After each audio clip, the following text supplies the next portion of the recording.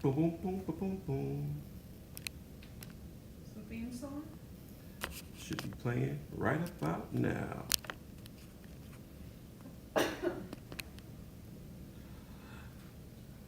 Hey, here we go, everybody. Welcome to this special edition of the Kinspiration Kitchen. I'm your host, Chef Ken L. Polk, but we are thankful, grateful, and blessed. And I'm just getting my Instagram, you're good to go. I'm just getting my other live stream together so we can rock and roll. And there we go. Boom, bang, boom. All right, connecting to those multi-streaming destinations. Hello, everybody out there in TV land and Kinspiration land. Thank you for joining me on this wonderful Friday night. All of the all of the snow is already melted, so we should be in a good place. So today's Kinspiration, we are tackling and dealing with well, it's not really tackling. It's not Thanksgiving, so there's no pressure. But I'm doing a little bit of Thanksgiving or holiday cooking Q&A. And so what's good? And so this is where we are and this is what we're doing. So if you are on Facebook, you can absolutely chime in and touch base with us. We can probably try to get some of your questions answered. If some of you guys might be your first time, I know it's a lot of pressure if it's your first time. I get it. Because everybody got a first time at some point. But this is not my first rodeo. So I'm here to answer any turkey questions. Well, turkey or dressing or side dishes or whatever. Whatever you need, we got it. Cool? Cool. And I have my trusty friend Fee in the building who's going to be moderating with us. Hey, Hey, everybody. I know, right? It's real weird. I'm talking about Thanksgiving dinner, but I'm not making any right now. Sorry. So, Fee, what kind of questions do we have out there in TV land for people who want to know what to do for we Thanksgiving? have lots of questions about cooking turkeys. A couple of first timers out there. The bird. The bird is the word. Bird. And a lot of management questions, like how do you manage cooking all the sides and the turkey and, just making sure everything is hot at the same time. And then a few questions on sides as well. Interesting. On how to keep it hot. How to keep it hot, how many sides are ideal, things of that nature. So, should we start with the turkey or the sides? Let's start with the. I say keep the main stuff, right? Main stuff? So Because that's usually the most pressure. I think the most pressure when it comes down to Thanksgiving might just very well be those sides. the sides or the turkey? I'm sorry, it might be the turkey. The turkey might be the main the main source of contention. But it's not just turkey, right? Because a lot of people deal in ham and other ones, turkey, ham, duck. Some people just use chickens. Like tofurkey. I don't have any answers for you tofurkey people. Sorry, I just don't. I don't have any. If you into tofurkey, then God bless you. But I do know that you have to treat them just like turkeys and cook them internally to 165. If you do not have a thermometer, I suggest you get one. If you are frying turkeys for the first time, please consult somebody who can be there with you, right? Don't put it in the oil frozen. Yeah, do not try to fry a frozen turkey. It's not going to work out well for you or anybody else that you know and love. But I will say that if you're going to try to fry a turkey, well, let's back up. What size turkey do you need, right? Mm-hmm. How big a turkey do you want? I think that absolutely depends on who you're serving, how many people you're serving, and how many times you're trying to serve them. That part. You gotta build in some leftover. You gotta build in some leftover. Unless you don't want leftover, which is perfectly fine. What's going on, Phil? I see you. What's going on, Chef Ozzy? Woohoo! I see you out there. Yeah. Hello, Roxanne. I see you out there. I'm waving to all of you, beautiful, lovely people. I just saw Phil the other night. So at Bronzeville Winery. So you have to build in some capacity. And what I mean by that is this. If you know that you don't want to see turkey after tonight, then don't buy more turkey unless you want to leave it. But if you got people coming over and you got people in town or whatever the case might be, then I would definitely suggest you get a bigger turkey. However, if you have, if turkey is the only thing you're cooking, like if that's the only meat you're gonna have, which I highly doubt, then I would plan to have about 8 ounces. The reason why I say 8 ounces, if it's the only meat you want to plan for them to have about 8 ounces of whatever protein you're going to be having.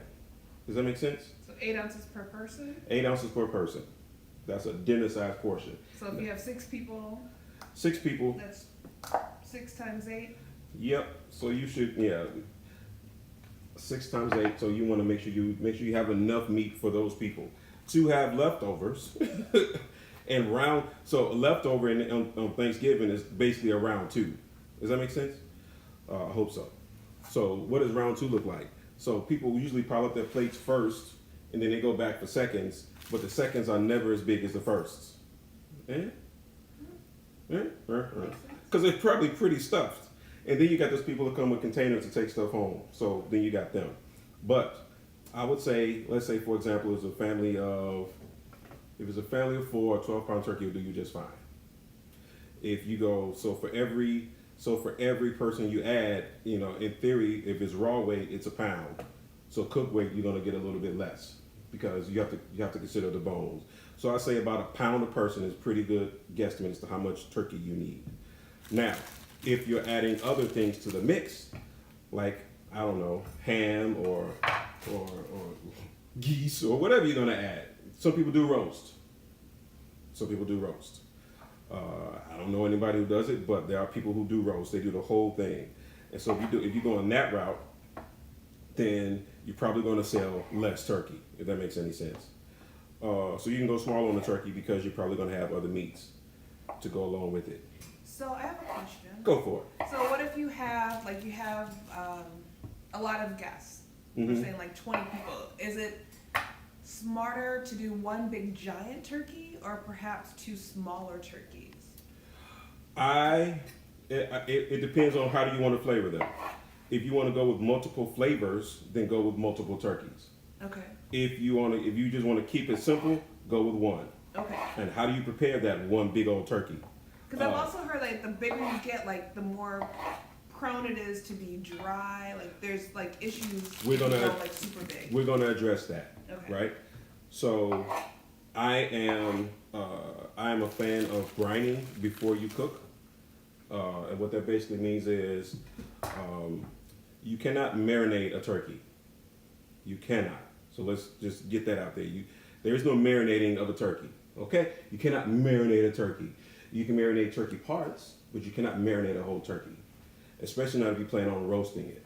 If you're going to roast it, it is going to be in the oven for a long, long time. So what's the difference between marinating and brining? Bing, bing, bing, bing, bing. I'm so glad you asked. What is the difference between marinating and brining? Who we got? Hello, Constance. All right, so gathering of gentlemen. Hello, everybody. So what is the difference? So a marinade is essentially, think about if you're doing your hair. Okay. Okay? A marinade would essentially kind of be like putting hot oil on your hair. It's going to go around the hair, but it's not going into the hair. Okay. Right?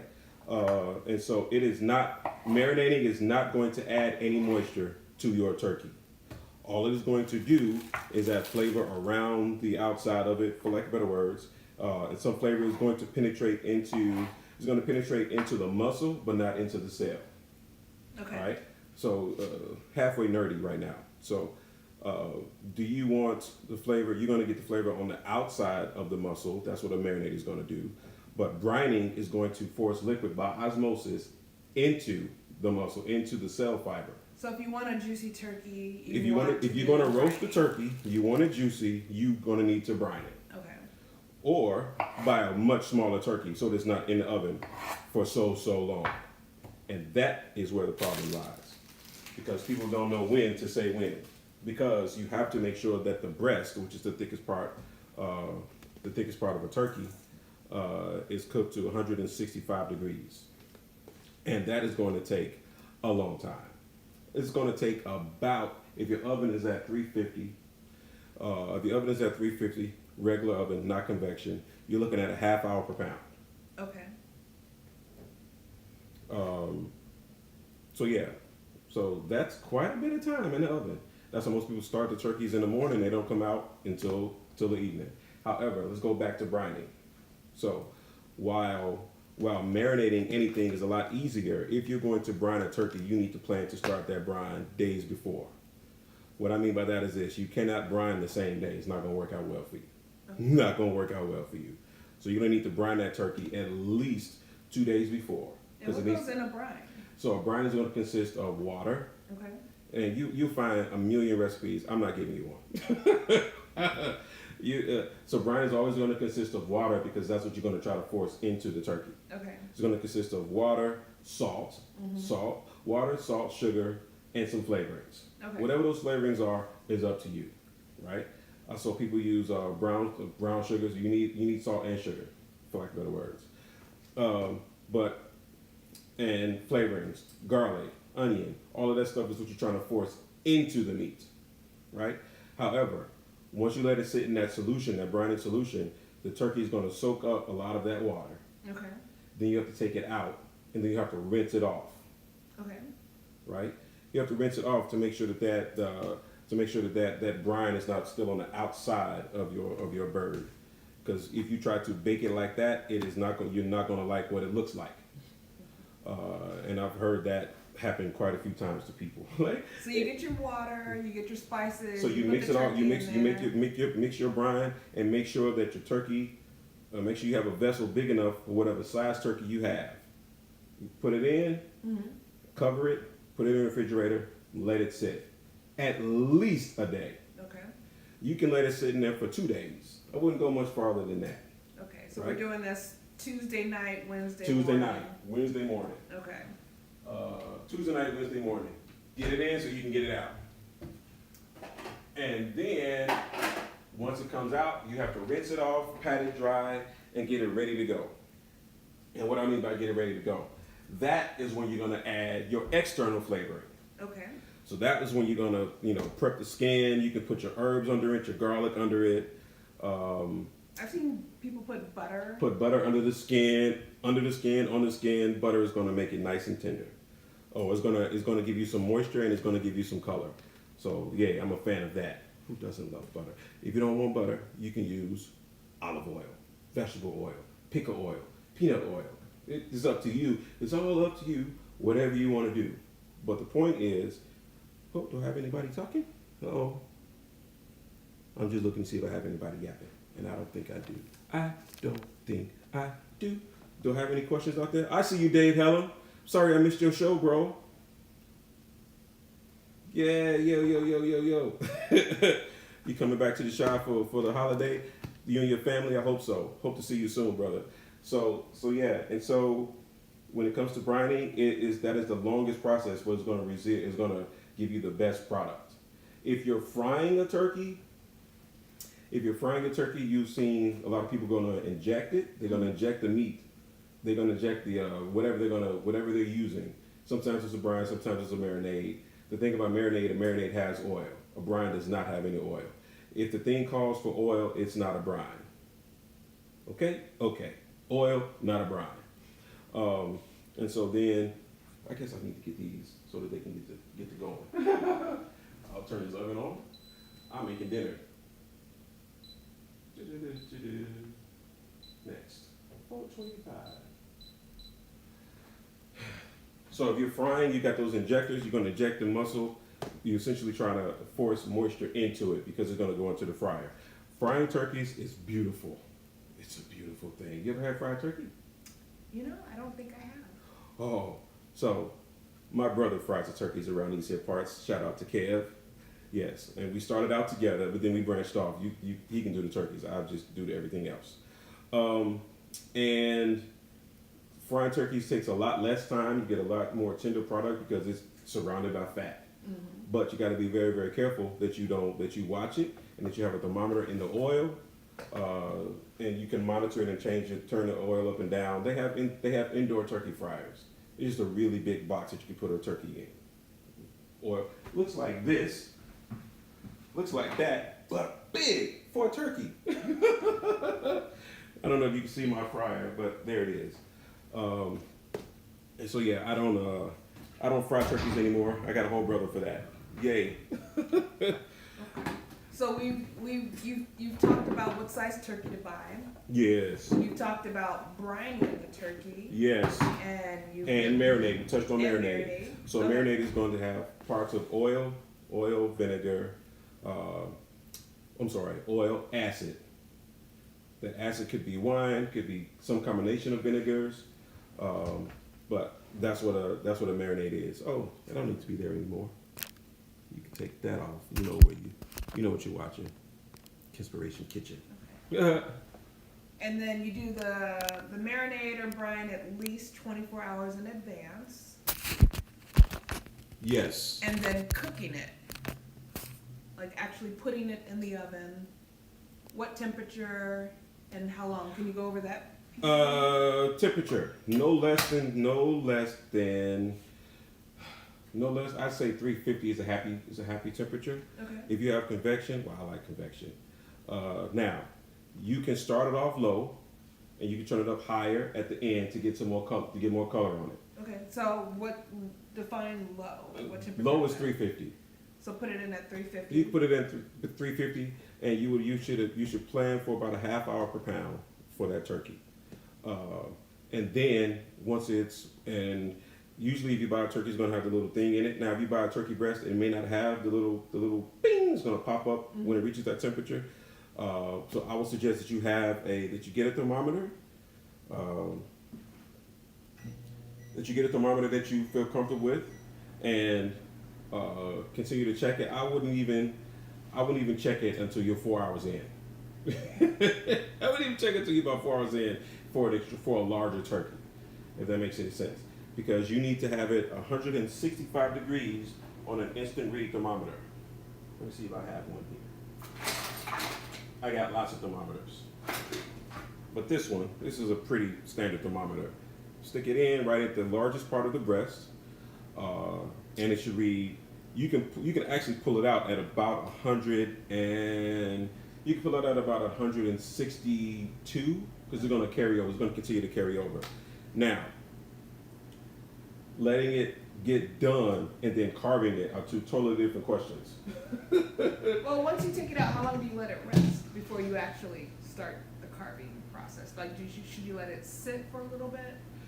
We generally let it sit. We generally let it, what we say is come to temp, or let the juices redistribute. But that depends on how you prepared it, right? And some people don't like to carve hot turkeys because they like to have it already done and carved out and sitting there waiting for people to do whatever they're gonna do with it. So when we fry turkeys, we let them come out and let them rest a little bit, 20 minutes or so. You can let it rest for an hour. It depends on how hot what time is dinner, because dinner might be lunchtime, especially on Thanksgiving. Does that make sense? We're having po' boys tonight. It's Friday. We do seafood. Do you want I said I was going to blacken yours, right? Mm-hmm. That's what I said. All right, so that's what I'm going to do. So, yes.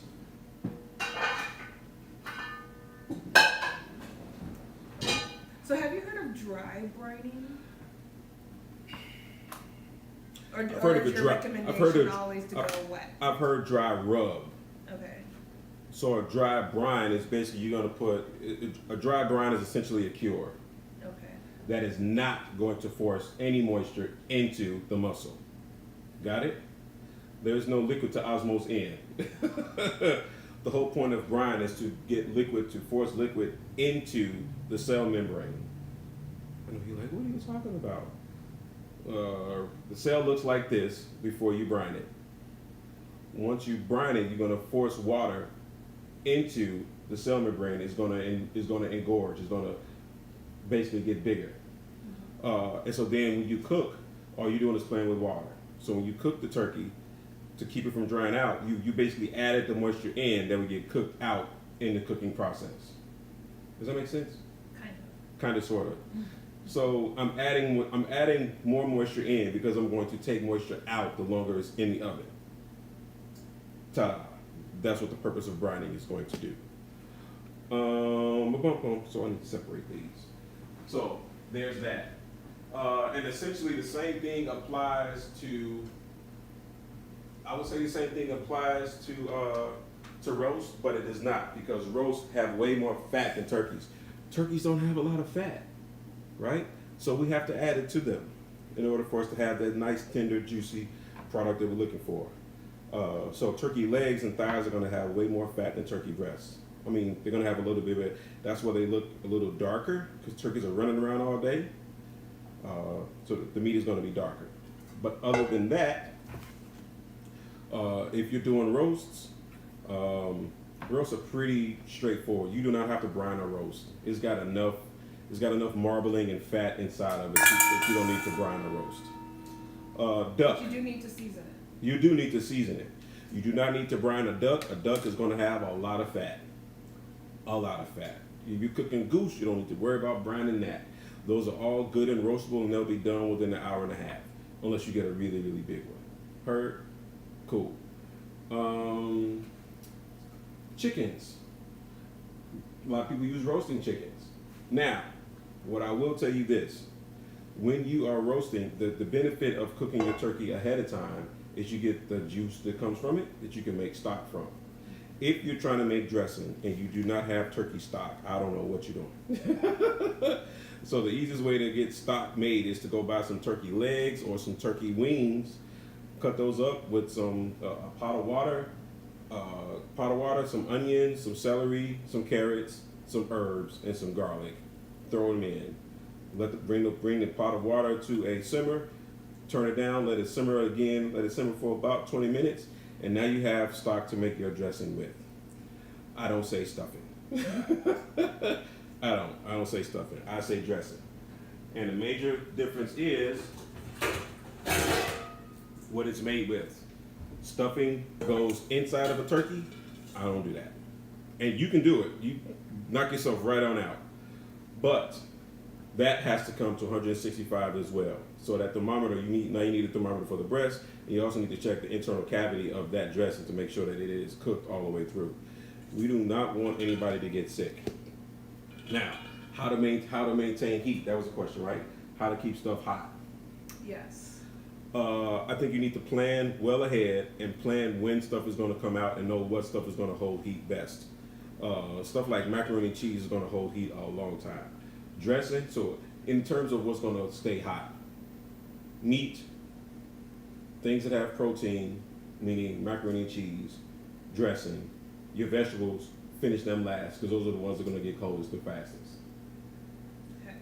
Yes. So what would you say is like the ideal number of sides to cook with the turkey? So you got your turkey. Man, there's obviously your staples. You got your greens, your mac and cheese. There is no ideal. Cook whatever your pocket says you can cook, or whatever your family requests. I mean, it's Thanksgiving. It's literally a smorgasbord. It's a veritable feast. So cook whatever your heart desires. I would say no less than 3. I don't think you can get away with less than 3. I mean, you can't. You cannot. You can barely get away with 3. So, so you have at least 2 greens, two green things. Yeah. That could be greens and green beans. Okay. Yeah. Right.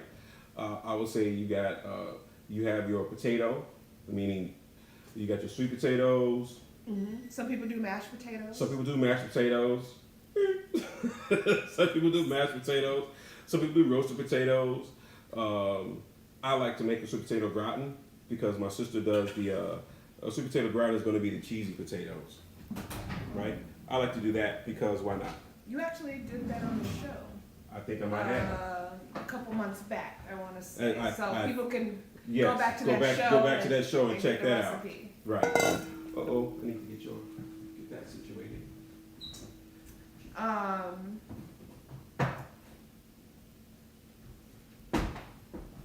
And then there's obviously a variety of vegetables. You got your green beans and your collard greens or Your green mix. your green mix. Yeah, because it's not always collard. Sometimes it's collard, mustard, and turnip. Ooh, and I dare you, if you cut up some fresh turnips and caramelize them boys, maybe I'll do that one time. If you've never had caramelized turnips, they add a certain level of sweetness to your greens. And how do you do that? When you go buy your greens, you can just go buy a turnip, peel it. You can put it in the oven and roast it, or you can put it in a pan and caramelize it with just a little bit of sugar because they're going to be naturally sweet. I've done that before. A lot of fun. And for the green beans, for crying out loud, cook them less. You don't have to cook green beans for hours. It's just a little bean. It's just a little bean. You're cooking all of the nutrients out of it. And nobody's drinking the green bean juice. Nobody's drinking the pot liquor from green beans. I have never seen it happen. I have seen people drink the pot liquor from greens, but I've never seen anybody drink or use the liquid that came with that was with the green beans. Have you? No. No, me neither. So there's that.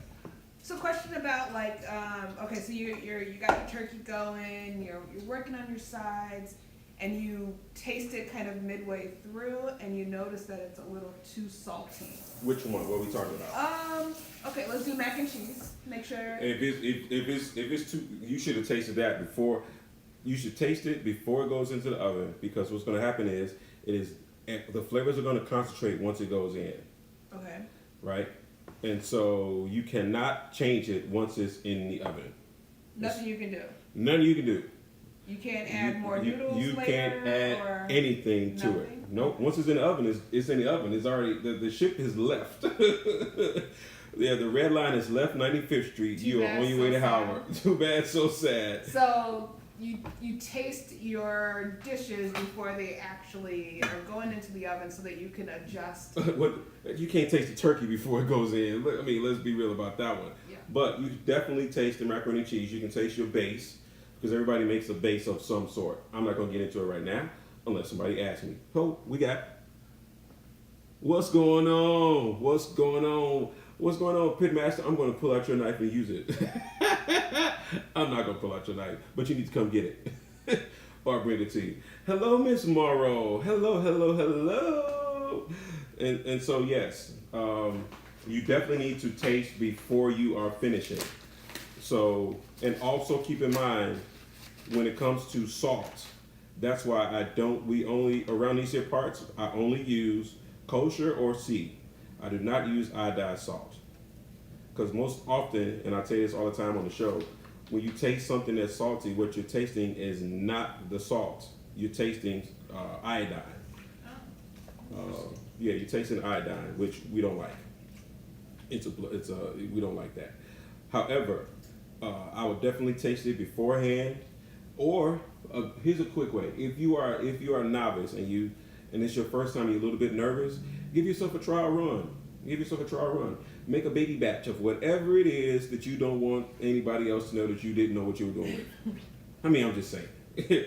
Unless you are confident, make a baby batch, and it's not. You bought all the ingredients already. Just make just make enough for you, and whoever's gonna tell you the truth about your cooking. So do a little trial. Do a little trial so you can get it, and understand that when you multiply ingredients, like on a recipe, if you try to multiply it, chances are you don't have to multiply the salt content. And I think a lot of people, everything doesn't scale equally. I think a lot of people make a mistake when they try to scale up recipes online or offline. So that's why I say you definitely should try it before you try to serve it to somebody, please. And then you can always add more salt later, but you can't. Yeah, you can add salt on it. So you can add salt at the table. You can add salt when it comes out and it's still a little bit hot, but you cannot take salt away. So I would definitely say one thing you should absolutely do is season less, especially if you don't know. If you're not very, very, I don't want to say you don't know because that sounds bad, but if you're not very, very confident in what you're doing, season it less. Just season it less, okay? First time I've heard a black man say that. If you don't know what you're doing, season it less. And what I mean by seasoning, I'm not talking about the Italian seasoning that everybody got. That's not going to harm anything. It's not going to change anything. So let's talk about this. So there are seasonings and there are flavorings. Okay. Okay? Seasonings are going to change the characteristic of something. Flavorings, not so much. Salt is a seasoning, not just seasoning salt. Black pepper is a seasoning. Does that make sense? I hope so.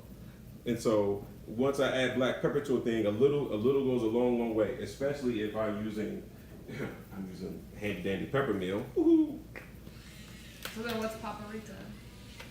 Paprika is going to be more of a flavoring. Okay. Paprika is going to add color unless it's hot paprika, Hungarian.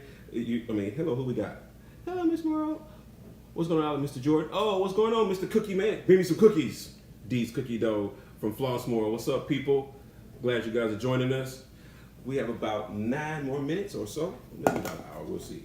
See how well we go. If we get some questions, I'll keep going. We don't get any questions, we cut it off. Y'all better ask some questions. Y'all better ask me some questions because, yes, ask the chef whatever you want to ask. So what else we need to talk about? So we've talked about the turkey. We've talked about the size, how to cook it, what brining is. So let me go back. Brining. Mm-hmm. You need to let it rest. After you brine it, you need to make sure you take it out of the brine. You need to adequately rinse it off to get all of the salt off the surface. You cannot cook it right after it comes out of the brine. You need to let it rest. For how long? It depends. Depends on how long you let it stay in there. So let's say you brine. Let's say you brine for 24 hours. I would let it rest in the refrigerator for at least 2 hours. At least 2 hours. After you've wiped it down. After you wipe it down, dry it off, now you can prepare it for going in the oven. Okay. Now you can prepare it. Marinade, not so much. But nobody's marinating a turkey. They might inject marinade into the turkey, but they're not marinating a whole turkey. All right. So then what do you do? Okay, so you put it in the oven. Hello, Finn's Ranch. I see you. Yes, ma'am. After the brine. So then you bring it out. Does it have to come No. down? You can just throw it right in the oven? You can put your flavorings around the outside of it. You stuff it with your herbs. Put the herbs under the skin. Put the garlic under the skin. Herbs, garlic, onions, butter, all of that good stuff. Get it nice and flossy around the outside, and then it can go into the oven. It can go into the oven at that point. Yay! And then we've already talked about the temperature, and we've talked about how long. We talked about how long, 30 minutes, 25, 30 minutes per pound for that young fella or young lady. We're not sexist. And then once it comes out, how long does it need to rest before you can actually serve it? I would give it at least a half hour for the juices to redistribute. It doesn't matter the size? It doesn't matter the size. Okay. Oh yeah, it does matter the size. The bigger the turkey, the longer you need to let it rest. But it also depends on is your turkey carving the showpiece? Does that make sense? Because some people like to carve it and have everything already carved and ready to go. Some people like to bring it out and say the blessings and then carve it at the table, blah, blah, blah, blah, blah, blah, blah, blah. What you don't want is to pull it right out of the oven and take it to the table. You don't want to do that. You don't want to do that. You want to let those juices nice and evenly redistribute. There, that part. I said it.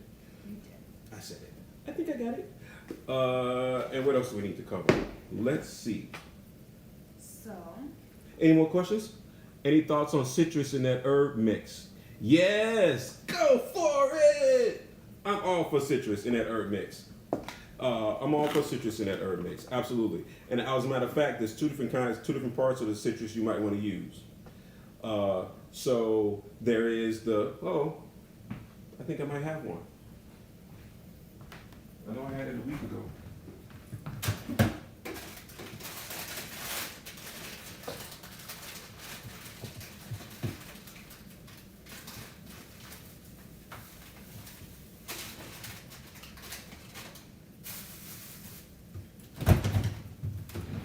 everything was all good just a week ago. While you're searching, do you have any tips for keeping everything hot until it's time to eat? I do. Take yourself to the dollar store and get you some wire shaping racks and some sternos. That is the best thing I can tell you to do. Be prepared and get some hot holding equipment, especially if you don't have a lot of oven space. I happen to have 2 ovens. But if you get the turkey in there, it's taking up a lot of real estate, I would suggest you get something else. So, in terms of citrus, keep in mind there's citrus juice and then there's citrus zest. All right? So the zest is going to have oil where the juice is not going to have oil. So when you make that herb mix, I would definitely put some citrus zest in it. You heard? And I would even vary up the citrus. For example, a lot of grapefruit does not get a lot of credit. I don't know why, but it don't get a lot of credit. But it's dope. Switch up your oranges. Like you can get an orange, a tangerine, or something along those lines, and that should be a lot of fun.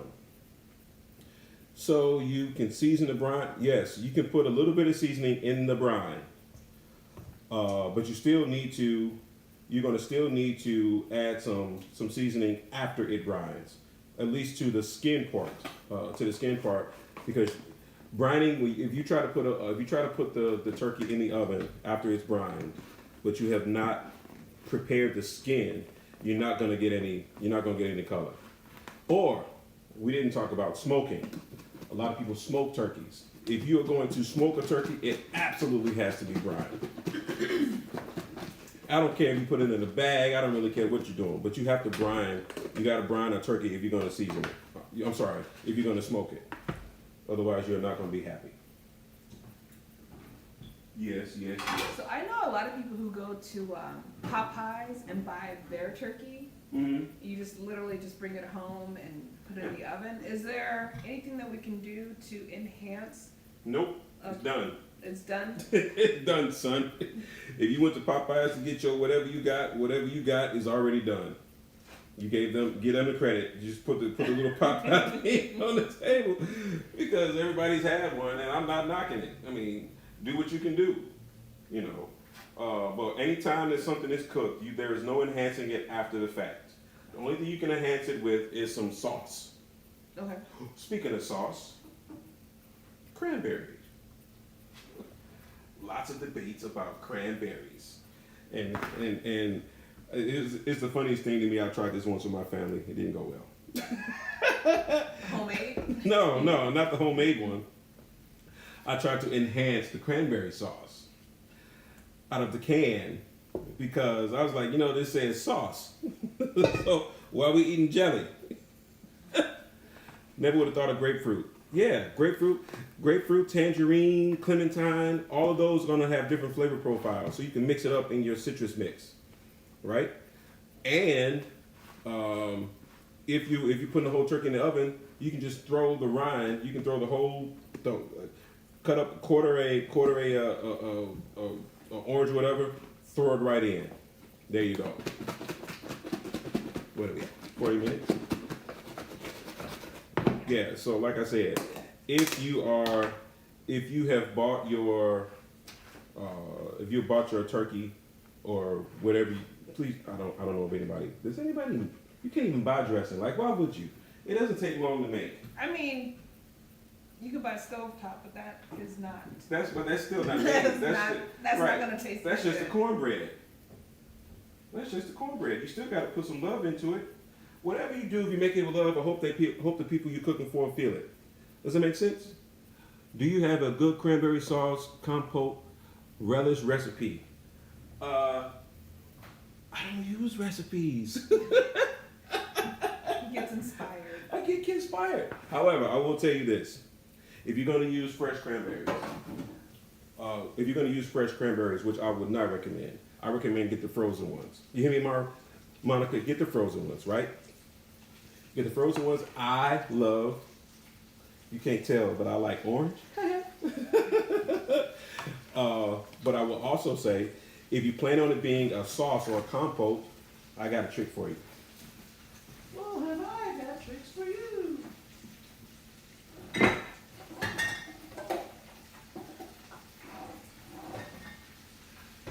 I would say pick a liquor.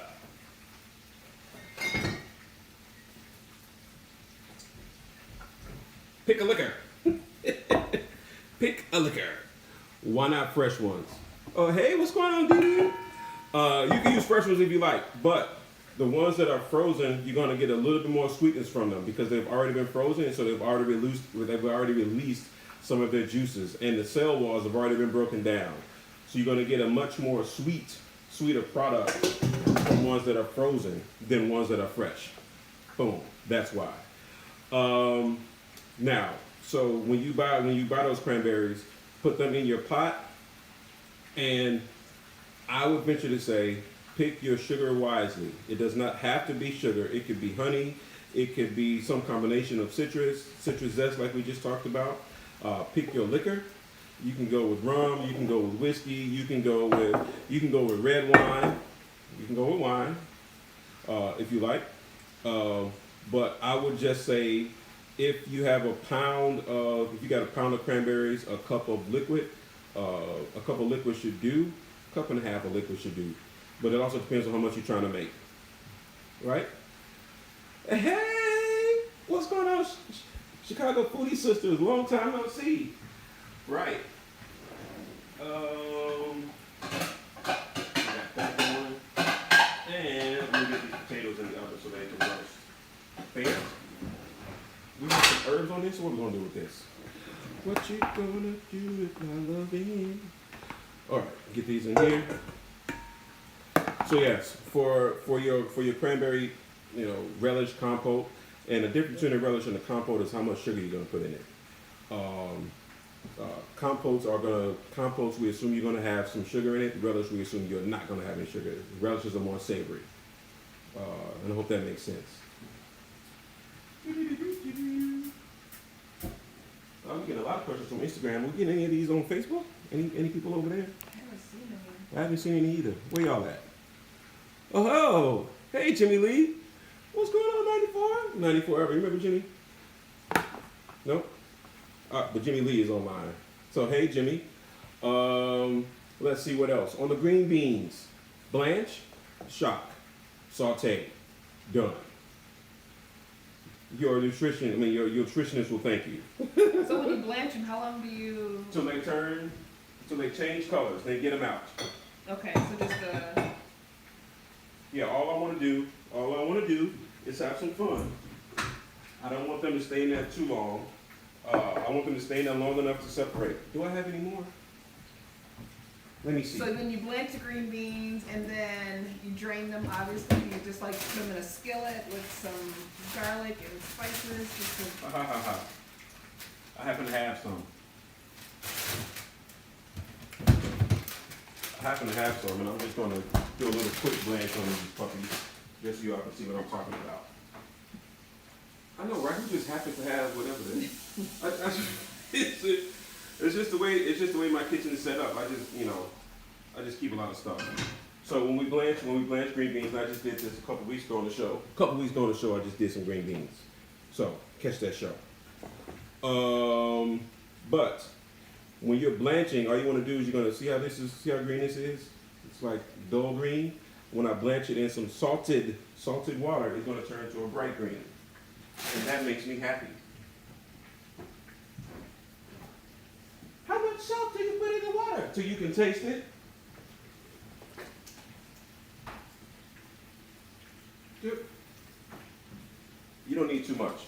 And the beautiful thing is, if you salt the water now, you don't have to salt the green beans later.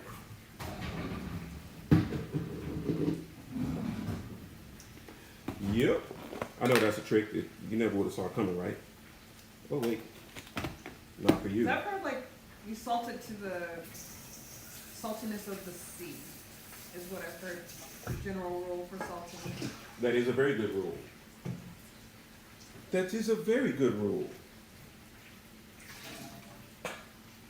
Salt it to the taste of the sea. What if you've never been to the sea? You only been to the lake. I only know the lake. I never been to the sea. Let's get some herbs on these potatoes. Do not discount the herbs in your cooking. Yeah, don't discount the herbs. They come in very, very handy. So somebody was asking me about compote.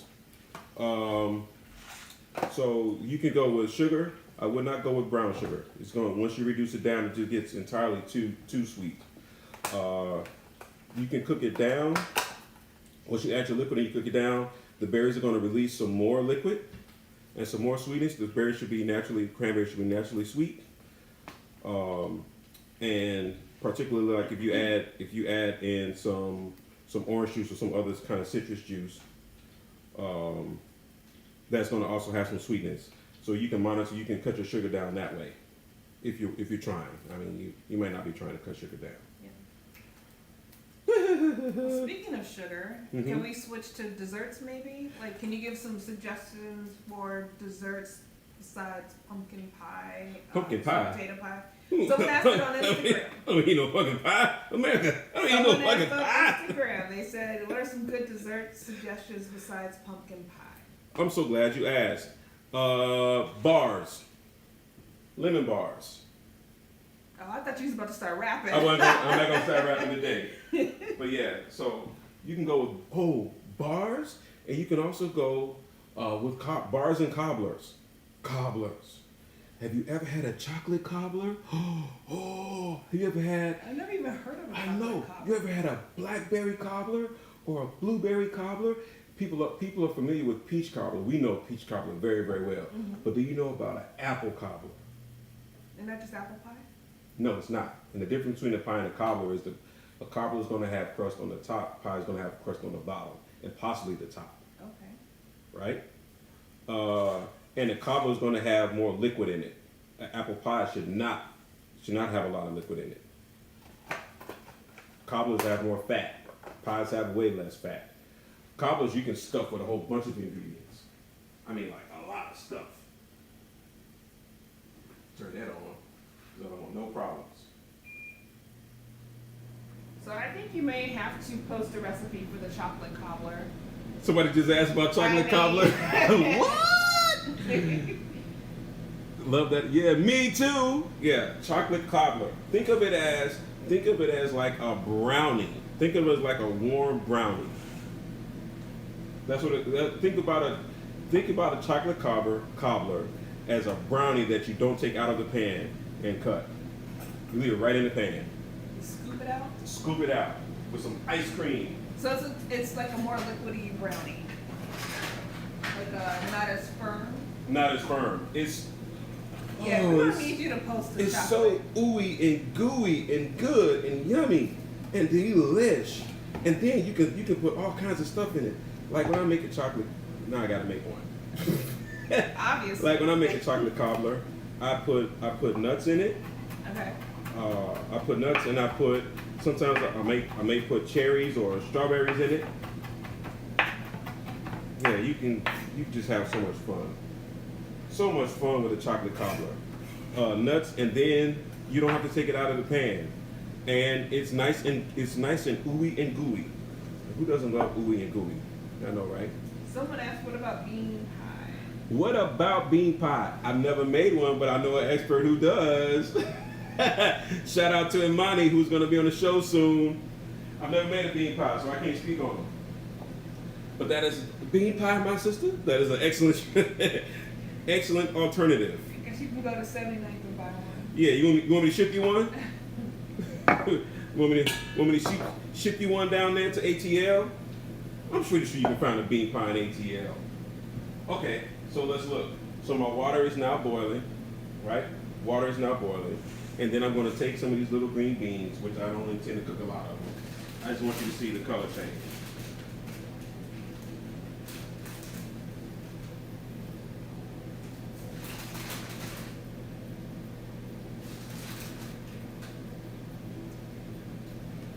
I'm not even gonna trim them. I just want you to see the color change. Army green, look, the little army man. Salted water.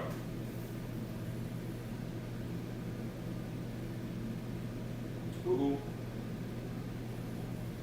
And they're gonna change colors. Notice, I can't break it apart. Blah blah blah blah blah. I can't do anything with it. I got some oil on that. I think I want a little bit of garlic. And then we're gonna get your Is your shrimp going? So we got our green beans going. Do you have any tips for, I'm trying to think of like staples that black folks make with their Thanksgiving dinner. We got sweet potatoes. Any tips or tricks? Yes. For sweet If potatoes? you're doing sweet potatoes, for God's sakes, cut down on the sugar. I know you're like, but they're supposed to be candy. They're supposed to be candied sweets. Yes, but we have such a high, we got so much diabetes in our community. We can cut out some of the sugar that we put in the sweet potato because guess what, people? They're sweet. Naturally. And when you put them in the oven to roast, that sweetness is going to come out. If you want to bring out the sweetness even more, you can add some other. I have such a compelling voice right now. Please. So yeah, so you can add some complementary things. For example, when you put the lemon and or the cinnamon, when you put the lemon juice in, that's going to be a complementary or a contrasting flavor. If you want to taste something more sweet, add sour. Does that make sense? Yeah, and I actually recall you having an episode, an inspiration episode, where you actually made some sweet potatoes in the oven. I roasted them. Yeah, you roasted them. And how did they turn out? They were delicious. So it was more of a savory potato than a... So yes, you can add some brown sugar. You can add some honey. You can add whatever you like. I'm just saying, don't kill yourself. And keep in mind, every layer you add is going to add something else to it. So, for example, let me get these finished. Say, for example, when you, where are we? Paprika, and I think I want some roasted vegetable seasoning. There we go. Uh-oh. And I'm about to pull these green beans out very, very shortly. So yes, I'm just saying add less stuff. You don't have to add a whole pound of brown sugar to the sweet potatoes. You just don't. All right? All right, so we've talked turkey so far. We've talked the main side. So we talked about mac and cheese. Woo-hoo. We've talked about There you go. sweet potatoes. We've talked about the Green beans, change color. All right? And so now, look at that. I can split it by hand. That's how I know we're ready to go. That's how you know it's done. Yep, just take one out and test it. Split it by hand. All right. You heard that? It's the crunch. It's the crunch we heard around the world. Man, that's tasty.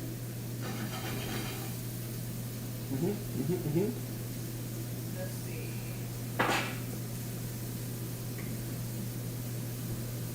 Now it's time to say goodbye.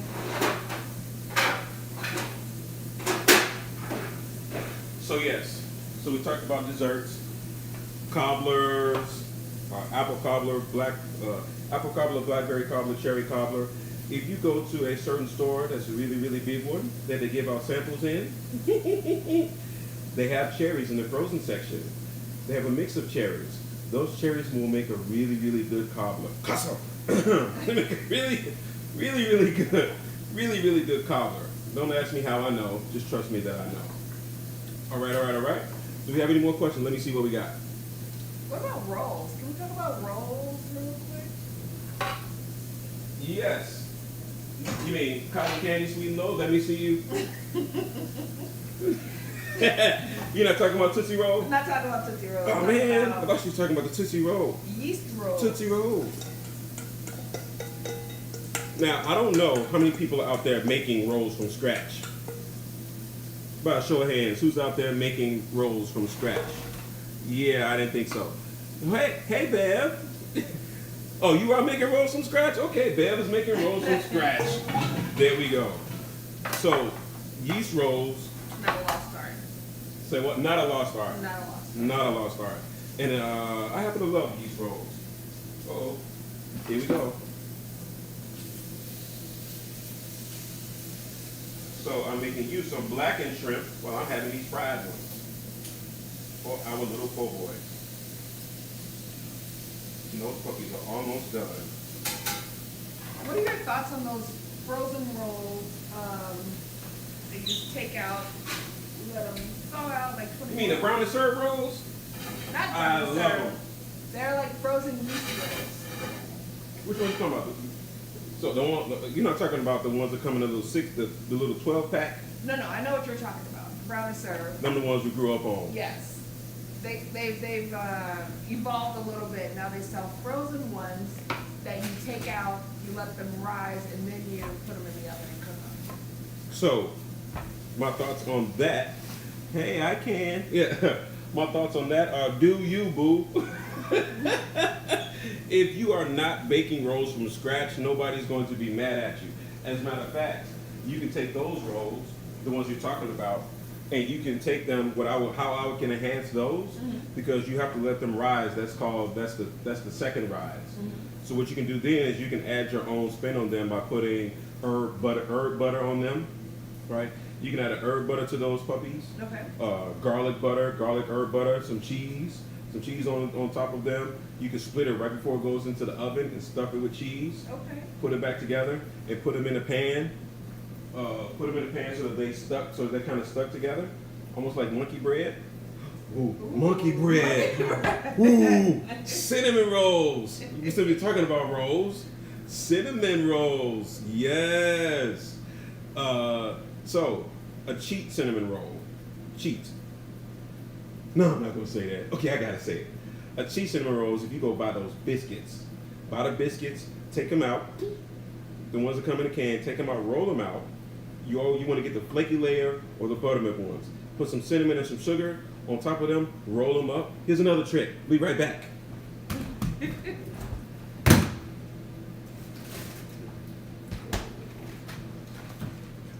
Boom, boom, boom, boom, boom, boom. You can take this and make cinnamon rolls out of that. Boom. Same thing. Let it come to room temperature. Butter, cinnamon, sugar, vanilla, whatever you want to stuff into it. Roll it up, put it in a pan like this. Oh, so we should have made wraps.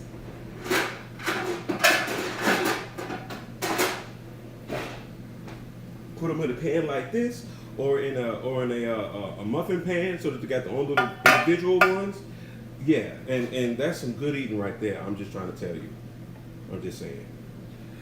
And now it's time to say goodbye to all of my cooking friends. Love yeast rolls. I know, but never got the recipe for them. Okay, so just so you know, any bread is yeast roll. all you gotta do is maybe I'll do that next week. Maybe I'll show somebody how to roll, because there's a particular way that you have to roll it so that they rise properly. Dough knife. Yeah. And I think we are about out of time unless we have any more questions. I don't see any on Instagram. I'm checking Facebook. Those frozen ones are good. What is that? I'm gonna have to find it. I'm just making some salad, whatever, there we go. For these po' boys that we're about to have. It's Friday and I eat seafood on Fridays. Yes. But thank you all for joining us for this little session. You've been on Kidspiration Live Special Edition, the Q&A session for Thanksgiving and holiday foods. Finishing notes. If you're going to brine the turkey for smoking, you need to let it brine well before. Do not try to brine it the day before. It's not going to work out well for you, because it has to come out and it has to rest. If you're going to fry a turkey, make sure you got somebody that know what they're doing. Brine it first. Make sure it's good and dry before you try to drop it in that fryer, or before you try to smoke it.